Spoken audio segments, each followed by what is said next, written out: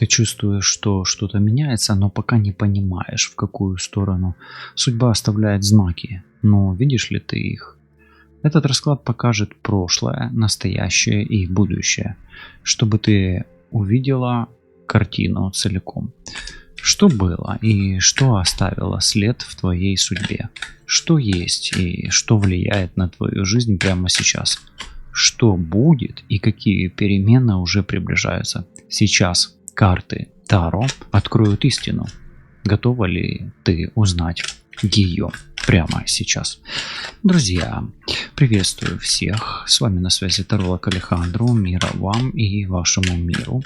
И сегодняшнее наше онлайн-гадание на картах Таро, что было, что есть, что будет, откроет знаки судьбы и перемены, которые тебя ждут совсем скоро в ближайшем будущем. Настройтесь на себя, на свою ситуацию, на свой поток. Постарайтесь, чтобы в ближайшие 30 минут никто вас не отвлекал. И по традиции мы начнем с того, что посмотрим, кто пришел на этот сегодняшний наш с вами расклад Таро. Так. Ну, смотрите, вы тот человек, который любит компанию, но мало того, что любите компанию, вы еще, вот как вас карты видят, вы компанейский человек, который верит в гадания. Здесь прям карта выпадает, святочные гадания, как минимум на святки или на рождественские гадания. Вы любите погадать. То есть вы гадаете, ну давайте так, любите разгадывать тайны с помощью карт Таро, оракулов и, возможно, других инструментов, эзотерических и магических практик. Как еще вас видят карты?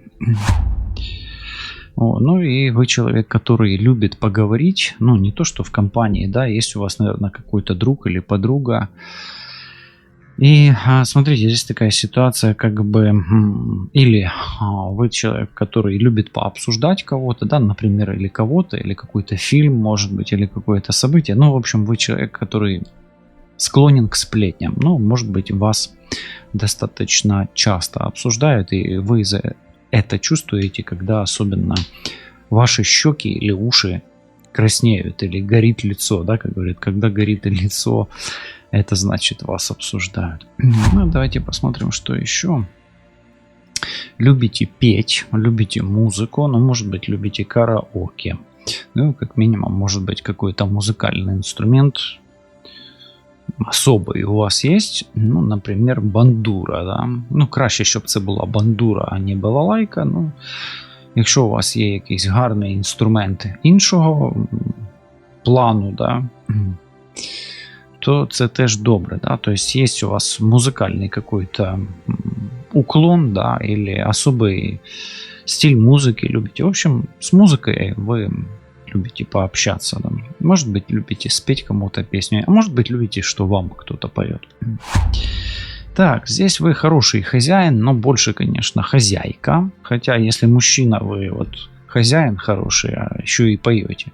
Ну, а если женщина, то вы хорошая хозяйка, и как минимум без вас весь ваш двор плачет, да. И не только двор плачет, но еще и квартира или дом, да, вот так вот. И давайте еще посмотрим, как вас видят карты Таро.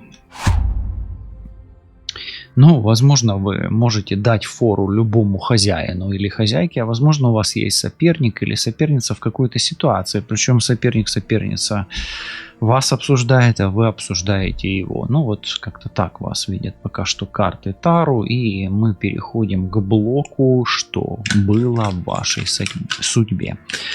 Давайте я сразу спрошу, что было. Вот какое событие прошлого до сих пор влияет на вашу судьбу? Какое событие прошлого до сих пор влияет на вашу судьбу?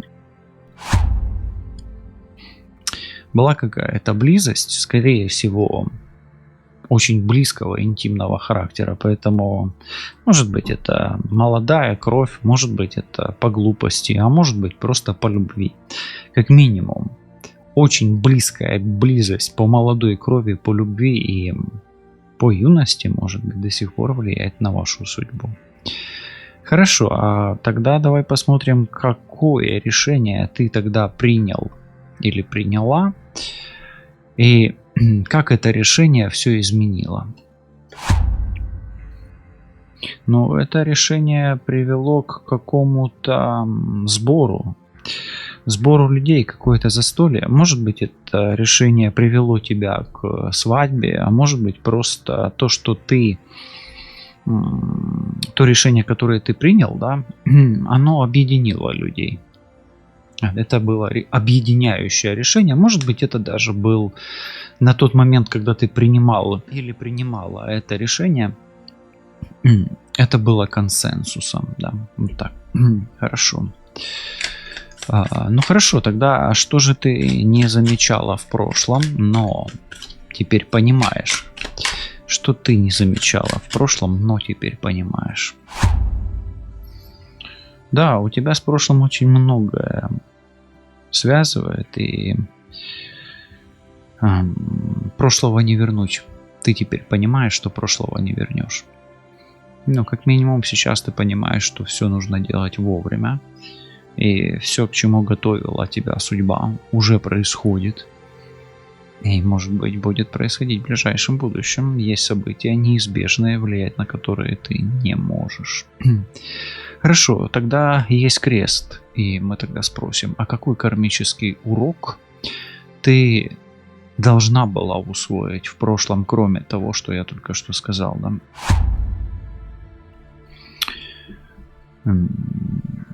Ну, есть такой, да, часть стиха, да. Пейте, пойте в юности, бейте жизнь без промаха. Желательно все делать вовремя. Какие эмоции и воспоминания до сих пор живут в тебе? Какие эмоции и воспоминания до сих пор живут в тебе?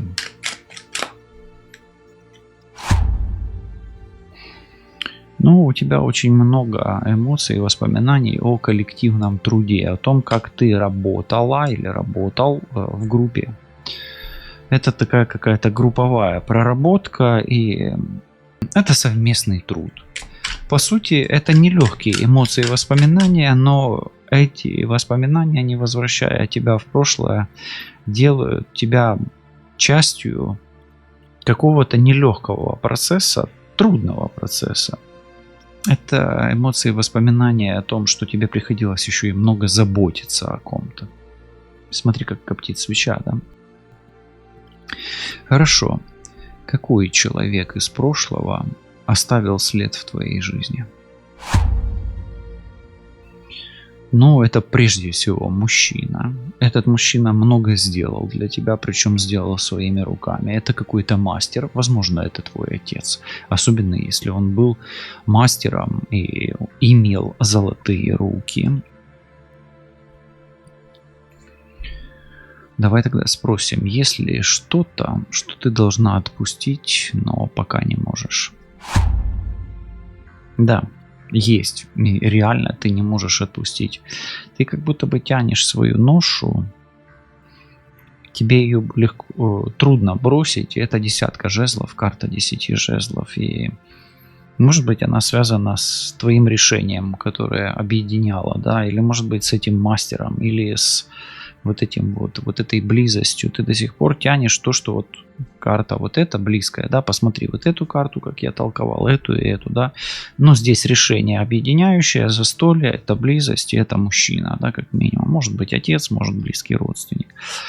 То есть, да, ты должна отпустить реально то, что угнетает тебя, и может быть это какая-то работа, последствия какой-то работы, заботы, может быть ты просто много на себя берешь заботы, и, ну, как минимум это не делает твою жизнь легкой и не дает тебе преодолеть какой-то кармический рубикон. Ну, что такое кармический рубикон? Кармический рубикон — это как минимум кармический узел, да. Хорошо.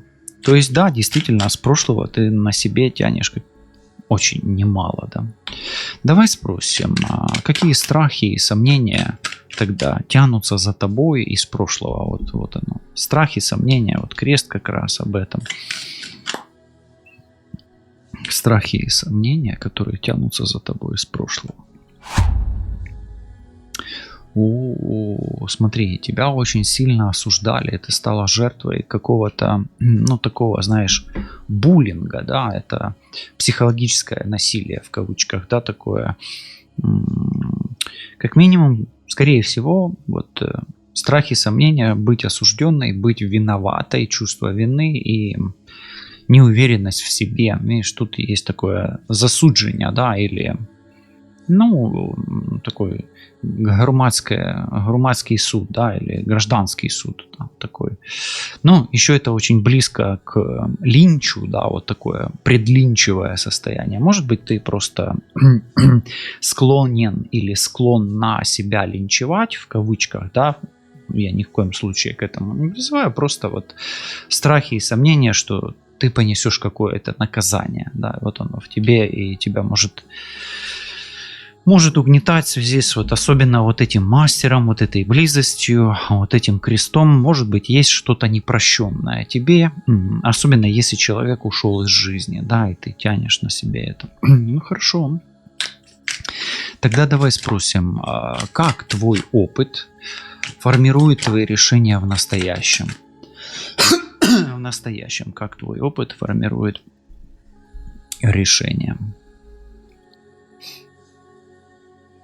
Ну, ты знаешь, я скажу так, эта карта, она очень позитивная, но не в твоем случае. Тебе приходится очень многим жертвовать, очень много терять, и, знаешь, ты рассчитываешь на получение какого-то результата, но для того, чтобы его достичь, тебе нужно так много приложить сил, усилий, так много пожертвовать, то есть твои достижения обходятся тебе очень дорого. Вот поэтому твой опыт формирует твои решения, то есть тебе как минимум принимать решения тяжело, тебе дорого принимать решения, тебе невыгодно принимать решения, или даже если это недорого, невыгодно, то результат достаточно сложный и, ну, не такой, может быть, сочный, да, или не такой результативный, насколько ты рассчитываешь, или насколько бы ты могла бы или мог бы претендовать, да, вот так вот. То есть опыт у тебя действительно немножечко такой болезненный, уже накопленный, да, и коррекция этого болезненного опыта, она, ну, вот как по мне, здесь еще, ну, не до конца осуществлена, да, вот так. Хорошо, тогда давай спросим, что из прошлого тебе нужно понять, чтобы двигаться дальше. Що нужно от усвідомити, да? Тобто зрозуміти, да? Понять. Угу. Ну, здесь материнство, аркан матери, то, ну, я бы так сказал, что тебе нужно научиться заботиться о ребенке, понять что-то, осознать себя где-то отцом или матерью, вот, ну, отцовско-материнский аспект, и научиться как минимум заботиться не только о своих детях, но и о себе в том числе. Что ребенок, когда мы видим ребенка, мы всегда понимаем, что есть некий, ну, такое понимание внутреннего ребенка. Поэтому я скажу так. Твой внутренний ребенок, и если у тебя есть дети, которым не было уделено внимания, особенно учитывая то, что я здесь вижу, в детском возрасте, особенно если ты работал или работала, да, вот, ну, часто такое бывает, это стандартная ситуация, в принципе, да, более-менее. Ну, часто такое бывает, что мать не может уделить должного внимания. Вот этот вот аспект тебе нужно осознать или понять, что ты должен как бы вот это доработать по карме, да, вот здесь, ну, чтобы, может быть, не винить себя или, может быть, разблокировать какие-то энергии, чтобы твои усилия вознаграждались или твое мастерство больше ярче реализовалось, да, вот как-то вот приблизительно таким образом. Давай посмотрим следующий блок. Это то, что было, да, и влияет на тебя очень сильно. Следующий блок — настоящее или что есть. Как ты на самом деле ощущаешь свою жизнь сейчас? А вот сейчас ты стоишь перед выбором.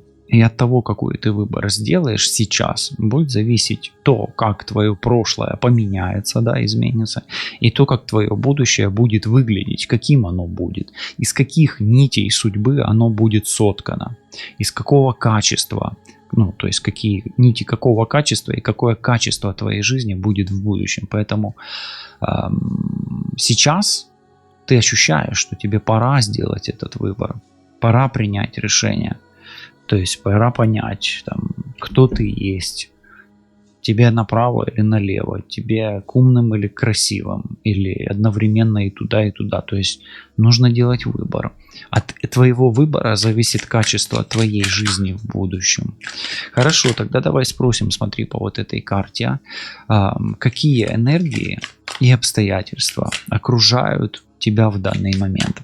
Энергии и обстоятельства. Но смотри, ты чувствуешь себя как минимум одиноким. Это энергия и обстоятельства одиночества и разлуки. Причем в этой энергии тебе как минимум нужно быть или сильным мужчиной, или женщиной, которая очень хочет плакать. И если сейчас накатываются на твои глаза слезы, это значит, эта карта резонирует тебе очень сильно. Это вопрос 12. А 12 это аркан повешенный, да, в принципе. То есть это и так тяжелый вопрос, да, по порядку, да, он идет. И в контексте разлуки, да, то есть это энергии лишения, то есть энергии нехватки ресурсов, то есть ты сейчас пребываешь не в ресурсном состоянии, энергии явно не хватает, и от этого ты можешь себя чувствовать и одиноким, и без того человека, который бы тебе, ну, желательно, чтобы он был с тобой рядом, или как можно поближе, или как можно почаще на связи. Давай тогда спросим. Как раз вот у нас идет 13 вопрос, да, 2 по 5 и 12, 13 вопрос. А это энергии трансформации. Вот что ты можешь изменить прямо сейчас, чтобы улучшить ситуацию, да, вот как раз крест. Это что ты можешь поменять? Ну, смотри, тебе карта брода выпадает. Что такое брод? Тебе нужно искать более легкий путь. Но действительно, сколько можно вот в этой карте пребывать, да, действительно, она здесь не самая ресурсная. Поэтому скажу так, попытайся поменять путь, направление, дорогу, попытайся найти более легкий путь, более мелкий путь, да, вот брод это там, где меньше эмоций, менее болезненно психоэмоциональный фон, да, твой был бы, или как можно меньше уходить в эмоцию, или искать способы решения вопросов, которые не требуют каких-то таких усилий, сверхусилий. Может быть, нужно меньше просить от себя, учитывая то, что здесь дети идут, проработка внутреннего ребенка тебе как минимум на первом месте. То, что здесь дети идут, и у тебя есть дети, у тебя есть какие-то незакрытые гештальты, возможно, ты сможешь требовать от своих детей меньше чего-то, да, или как-то к ним более легко относиться, более проще. Может быть, от себя к детям будешь меньше требовать, ну и так далее. То есть брод это всегда уменьшение нагрузки или облегчение пути, или обезопасить себя в конечном итоге, своих детей, своего внутреннего ребенка от каких-то процессов, которые, возможно, тебя даже не касаются. А если и касаются, то ты все-таки, может быть, как-то можешь обезопасить своего внутреннего и внешнего ребенка. Хорошо, тогда давай спросим, какое скрытое влияние оказывает на тебя твой внутренний мир? Скрытое влияние, которое оказывает на тебя твой внутренний мир. Твой внутренний мир, твоя крепость. Знай, что как бы тебе не было тяжело, ты можешь спрятаться в себе. Но помни, что постоянно прятаться в себе не выход. Если ты будешь прятаться в себе постоянно, то ты не сможешь быть творцом, ты не сможешь творить чудеса, а твоя история еще далеко не закончена. Поэтому я скажу так, что твой внутренний мир тебе защита, твой родной дом тебе в помощь. Но, як кажуть, кожному птаху своє гнезде миле, але іноді треба вилітати, розправляти крила і летіти як найомога далі від свого гнізда для того, щоб показати та побачити світ та показати себе світові. Ну хорошо. Давай тогда спросим, какие знаки судьбы ты получаешь прямо сейчас, но не замечаешь их? Какие знаки судьбы ты получаешь сейчас, но не замечаешь их? Хозяин. Хозяин. Ты становишься хозяином или хозяйкой своей ситуации. И ты получаешь знаки судьбы от мужчины и про мужчину. Возможно, если ты замечаешь их, так и напиши. Я замечаю те знаки, которые идут мне бессознательно. Хорошо, давай спросим тогда. Тогда спросим, какое событие в настоящем сейчас становится поворотным моментом в твоей судьбе. Смотри, здесь выбор. Вот как раз про поворотный момент. Есть некая женщина, хитрая женщина, и тебе нужно либо стать более хитрой женщиной или обхитрить какую-то женщину. Поэтому тебя ждет поворотным моментом в твоей судьбе станет проработка, контакт, может быть коммуникация какая-то, общение, союз или решение вопроса с хитрой женщиной. Возможно, это тебе нужно проявить будет хитрость, а возможно, ты знаешь об этой хитрой женщине, обхитрить, возможно, или обыграть которую тебе придется. Что это за хитрая женщина, можешь написать прямо сейчас в комментарии. Давай тогда спросим, чему... и, кстати, эта женщина может быть на имя... Имя этой женщине может быть на букву Г или Галина. Галина. А может быть и Анна. Хорошо. Следующий, давай тогда спросим. А чему ты сейчас сопротивляешься? Прямо сейчас. Чему у тебя идет сопротивление? Но здесь прямо свадьба идет. Ну, я так скажу, скорее всего, больше это... Может быть, конечно, ты сопротивляешься свадьбе, но... У меня здесь идет почему-то такое ощущение, что ты сопротивляешься быть в социуме, твое одиночество, да, ты в нем где-то прячешься вот здесь, да, то есть ты не хочешь, не можешь, не готов, не готова, или нету еще вот столько сил, чтобы быть в коллективе, то есть по большому счету свадьба это праздник, то есть ты не готов к тому празднику жизни, который в принципе заслуживаешь и мог бы иметь. Но и большое количество людей вокруг тебя, шумная толпа, громкие звуки, возможно, шум, гам, может быть, много звуков каких-то, да, песен, пляски, пыль, да, вот такое вот, давай скажем, ну, какая-то вот... Кутерьма почему-то у меня идет такое слово. Ты не готов, не готова к кутерьме будней, да, вот не готов влиться в поток. Ну, значит, для чего-то тебе это нужно. Может быть, ты просто еще не принял выбор, да, и не было еще того поворотного момента, и не найден еще брод, да, через который ты пройдешь. Хорошо, но не открыта еще дорога, да, я согласен, потому что вот брод это часть заклинания, про броды имели в открытом потоке, когда открываются дороги.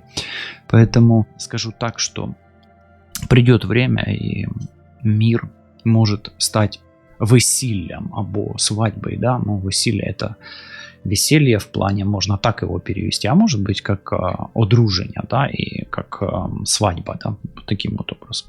Хорошо.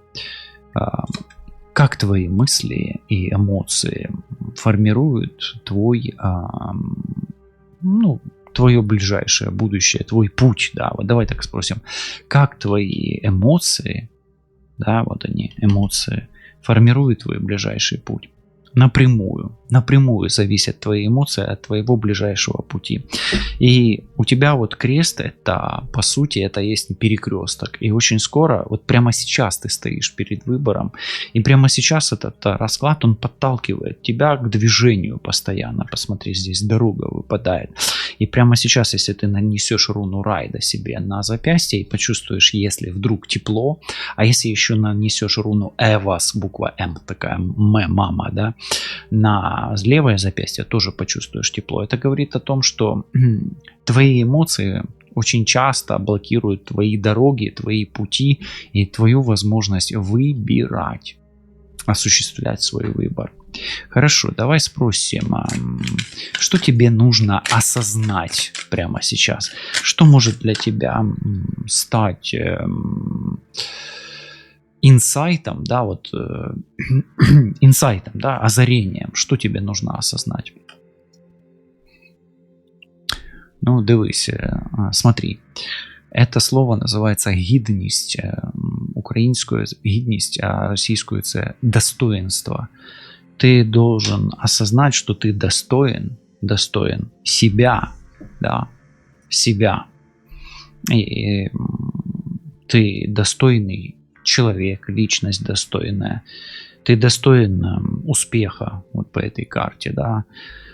Ты достоин своего жилья, своего комфорта, своей защиты. Ты достоин всего, к чему может двигать тебя твое светлое намерение, твой свет, твой творец. Но мы уже говорили, что ты блокируешь своего творца, возможно, пребывая вот в таком как бы состоянии одиночества, да, или замкнутости в себе за 4 стенами, да, может быть, это не 4 стены, а какие-то условия, обстоятельства, влиять на которые ты пока не готов, не можешь или просто не понимаешь как.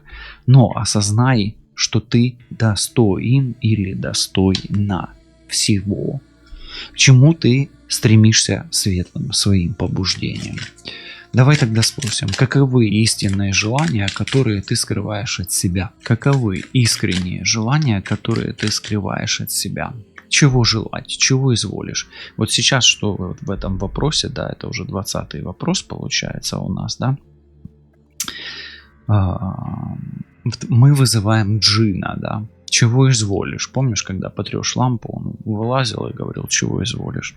Чего желать? Искреннее желание, которое ты скрываешь от себя. Ты знаешь, ты хочешь что-то или купить, или продать. Может быть, тебе нужно научиться продавать и покупать правильно, да? Но, как минимум, искреннее желание – это продать подороже или купить повыгодней. Покупка и продажа. Пока что это так. Для чего-то это карта рыночных отношений, торговли или торговаться, или каких-то прагматичных моментов в твоей жизни она появилась здесь, да? Хорошо, давай мы теперь переходим с тобой в часть «Что будет в твоей судьбе?». Давай посмотрим прямо сейчас. Хорошо. Какие перемены уже движутся в твою сторону? Вот прямо сейчас. Что идет уже, что на пороге? Какие перемены движутся в твою сторону? Ну, смотри, это информация, прежде всего. И эти перемены, они начнутся с того, что ты узнаешь правду. Эта правда для тебя будет горькой, к сожалению. То есть, как минимум, горькая правда придет в твою жизнь и внесет в нее перемены. Ну, с чем это будет связано? Возможно, с вот этой женщиной, возможно, с сообществом, которое тебя окружает. Тогда давай спросим, а какое неожиданное событие может изменить твою судьбу? Вот как раз и посмотрим. Вот поворотный момент, а вот неожиданные события. Какие неожиданные события или неожиданная правда? Но смотри, здесь заутреннее это о молитвах, да, то есть это событие, оно связано с высшими силами. Возможно, это какой-то праздник, да, такой церковный, может быть, это религиозный праздник, да, такой тоже, ну, к церковным, да, может быть, это какой-то веканский праздник, кстати. Поэтому я так скажу, событие, связанное с чем-то, что объяснить логически невозможно. И, возможно, это все-таки событие, связанное с твоими желаниями и молитвами, которыми ты обращаешь, или просьбами, которые ты обращаешь к высшим силам. Хорошо, давай тогда спросим, кто из людей, вижу, ты в большом количестве людей, да и едешь ты тут не одна или не один, кто из людей в твоем будущем сыграет ключевую роль? Кто из людей в твоем будущем сыграет ключевую роль? Мужчина, молодой парень, ну, может быть, мужчина моложе тебя. Ну и такой мужчина, который озорной, динамичный, азартный, энергичный, вот такое вот. Хорошо, тогда спросим, какой урок тебе предстоит пройти в ближайшем времени? Какой урок тебе предстоит пройти в ближайшем времени? Ну, ти встретишся з воїном, і це буде справжній козак. И, ну, урок бесстрашного общения с мужчиной, который может даже быть военным, или урок с мужчиной, который может относиться не только к военным структурам, но и к силовым структурам. Хорошо, тогда как изменится после этого твои отношения с миром и с людьми? Как после этого изменятся твои отношения с миром и с людьми?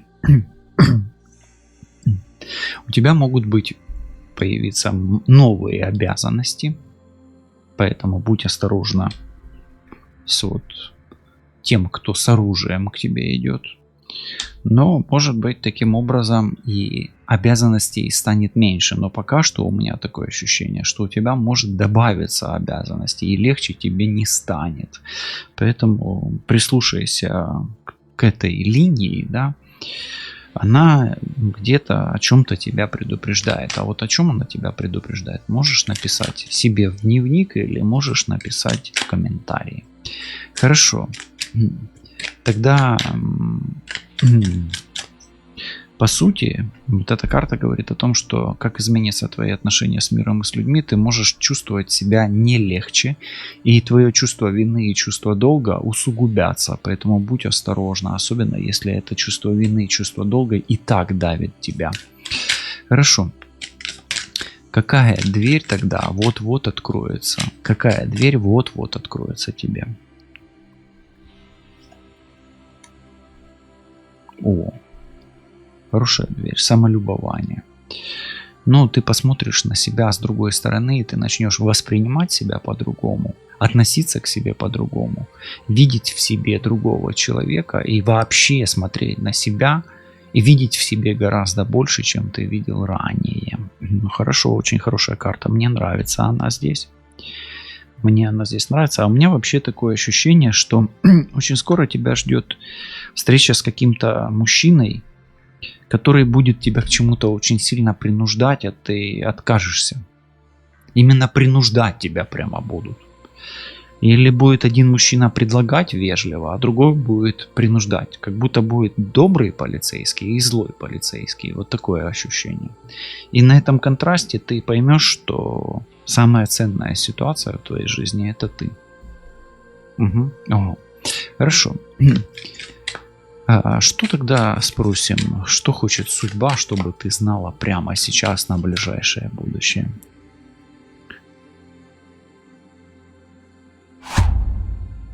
Но она вообще не просто так к тебе идет эта информация. Тебе идет информация или от деда твоего, или от твоего отца. Особенно если он уже такой достаточно древний, да, должен быть. Смотри, судьба тебе передает информацию от рода мужчин. И эта информация касается именно мужчины. Особенно того, что связывает тебя с этим мужчиной, отцом или дедом, еще с молодости. Поэтому,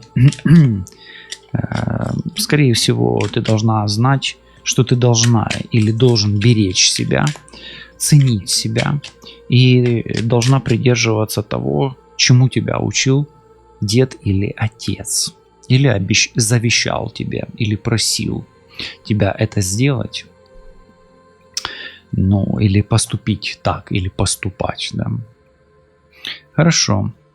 Что изменится, если ты примешь знаки и пойдешь вперед? Ну, здесь покаяние. Твоя жизнь станет легче. На сердце, на душе будет легче. И вот эта вот карта из твоей жизни уйдет. И вот этой карты, где обязательств будет, точно не будет. И покаяние, это всегда как будто бы тяжкий грех будет снят, как минимум с тебя. Особенно если это касается рода мужчин твоих, мужского рода. Отойдет какая-то негативная родовая программа и кармический узел по линии особенно отца. Особенно отца, особенно деда, вот такое. И в твоем мужском роду, ну, твой мужской род будет как минимум прощен. И все мужчины в твоем роду, которые были, и которые есть, и которые будут идти по новому сценарию, более легкому, и кармические испытания их будут уже намного более легкими, возможно, более светлыми. Хорошо. Какой шаг ты должна сделать, чтобы приблизить свою цель? Что нужно сделать, чтобы приблизить свою цель?